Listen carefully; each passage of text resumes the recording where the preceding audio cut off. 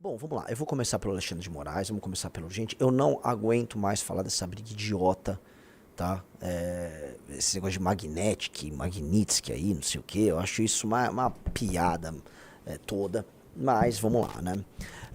E é uma piada, eu já expliquei ontem, já coloquei pra vocês. São imbecis se comportando como imbecis o tempo todo. Tá? O comportamento do senhor Eduardo Bolsonaro, inclusive a pesquisa mostrou que 70% dos brasileiros repudiam a atuação do Eduardo, né?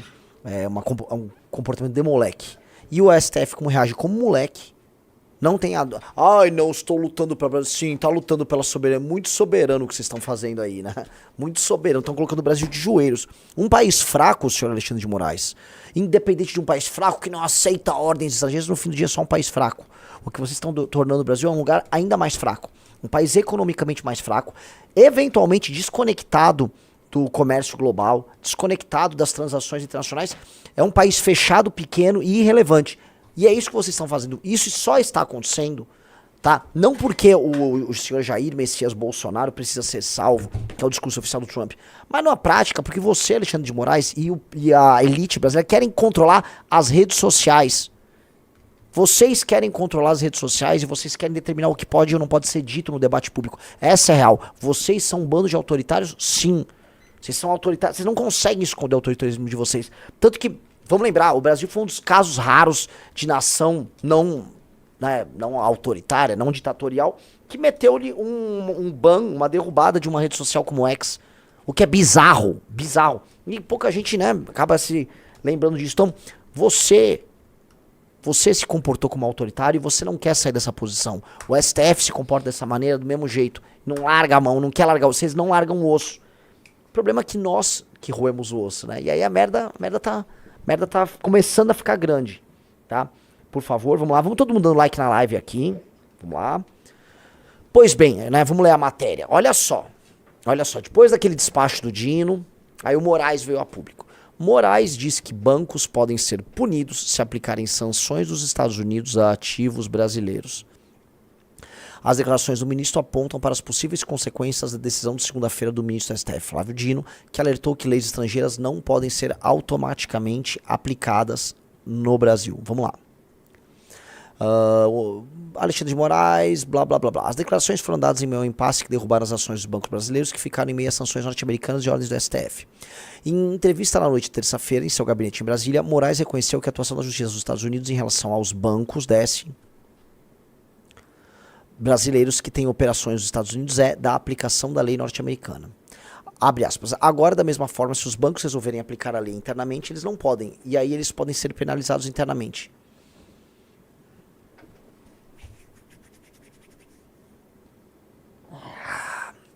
Eles não estão aplicando no Brasil a lei americana. Eles não estão aplicando no Brasil a lei americana.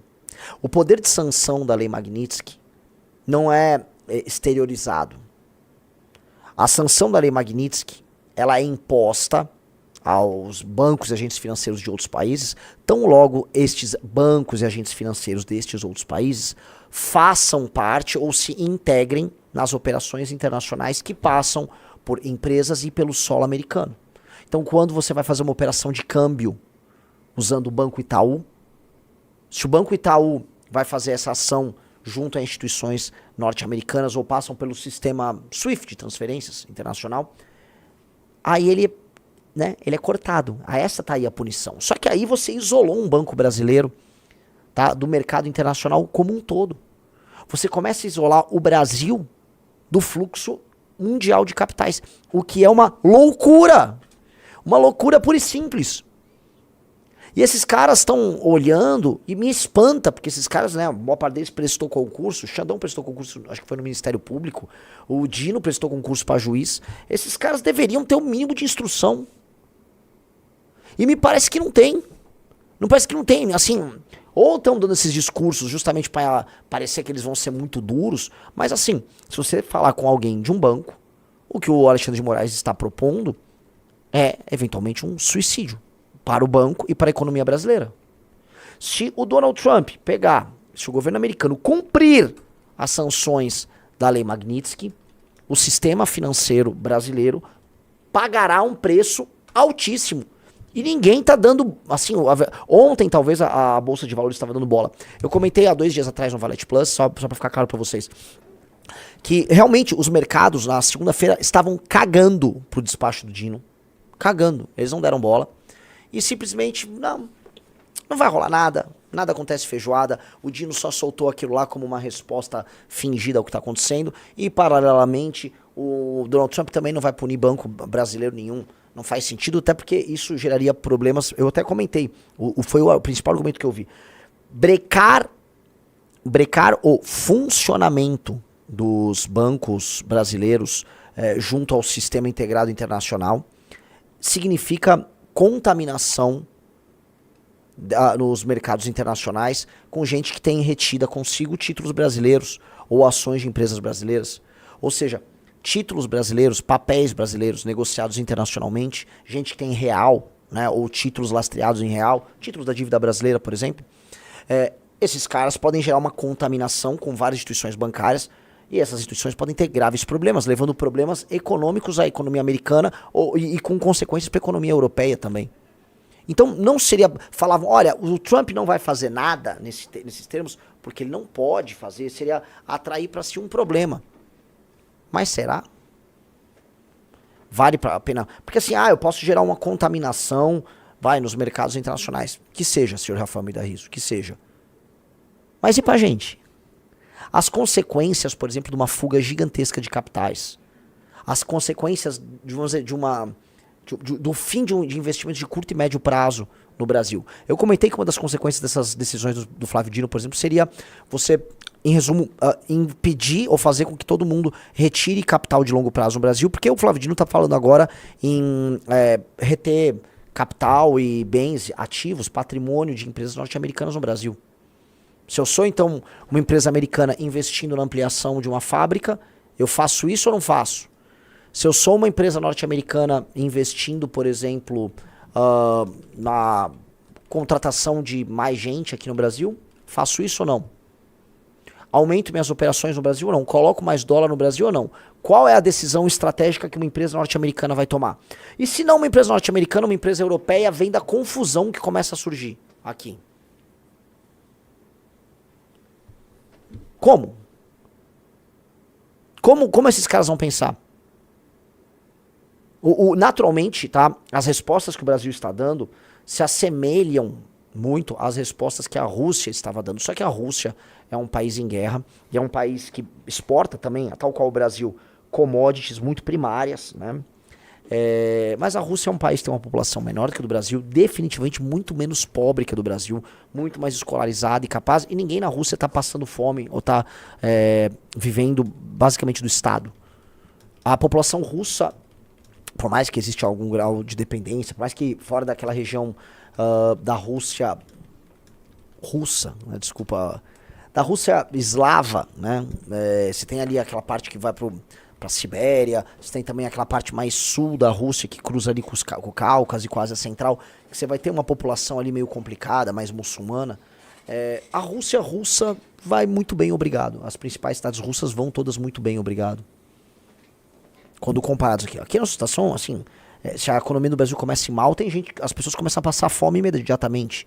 Praticamente metade do Brasil depende ou de aposentadoria, ou de auxílio, ou é funcionário do Estado, ou depende de outros dependentes. É um país desgraçado esse aqui, altamente improdutivo. Essa briga aí que os nossos soberanistas estão querendo comprar, interessa a quem? A quem interessa? Não interessa para a economia, não interessa para os mais pobres, não interessa para quem quer ser produtivo aqui, não interessa para ninguém. Estão entendendo? É meio dramática a nossa situação. É dramática e horrível a nossa situação. O Daniel Duran, o Glauber Barros falou, a Rússia é uma potência militar. Lógico, tem esse elemento. A Rússia exerce força. Nós não exercemos força, os outros exercem força contra nós. E eu volto a colocar, né? São os tarados da soberania, né? Não, soberania. Soberania. O Brasil tem soberania sobre o próprio território. Regiões inteiras do Brasil são tomadas pelo crime organizado. As fronteiras do Brasil são porosas. Narcotráfico invade as nossas fronteiras. Ela vai falar de soberania. Não, olha como eu sou soberano. discursinho, né? Mas o problema é que esses caras, a gente vai analisar a pesquisa que saiu, né? Esses caras vão lá, analisam as pesquisas e falam, mas tá ficando bom pro Lula brigar. Acho que vamos brigar também. A gente vai analisar isso. Vamos terminar de ver a matéria do Alexandre de Moraes e aí vamos analisar a pesquisa. Essa decisão foi seguida por uma dura repreensão do Escritório de Assuntos do Ministério Ocidental do Estado dos Estados Unidos, que horas depois alertou nas redes sociais que Moraes era tóxico e alertou que pessoas que não são dos Estados Unidos devem ter cautela. Aquelas que fornecerem apoio a material a violadores de direitos humanos correm o risco de também serem sancionadas. O Departamento de Tesouro dos Estados Unidos sancionou Moraes no mês passado com base em uma lei criada para impor penalidades econômicas a estrangeiros considerados corruptos ou violadores de direitos humanos. A ordem acusou de suprimir a liberdade de expressão e liderar processos politizados, incluindo contra o ex-presidente Jair Bolsonaro, um aliado fiel de Trump, que será julgado em breve pelo Supremo por supostamente tomar um golpe para reverter sua derrota nas eleições de 22. Bolsonaro nega ter cometido qualquer crime. Para entrevista, Moraes, beleza. Dane-se. Dane-se, não é, senhor Rafa Mida Riso? Olha só, um cara mandou um pimba, vou furar a fila dos pimbas e vou ler aqui. Arthur Freitas disse: eu tive aula com Barroso ontem na IBMEC no Rio de Janeiro e estou em choque. Ele emitiu algumas opiniões durante a aula, disse que o assistencialismo brasileiro deve acabar e que deveria existir uma porta de saída. Imagino que sim, que ele... Eu vou te falar, o Arthur Freitas, eu tive aula com o Lewandowski, ele não é nada disso que a gente vê no Ministério da Justiça.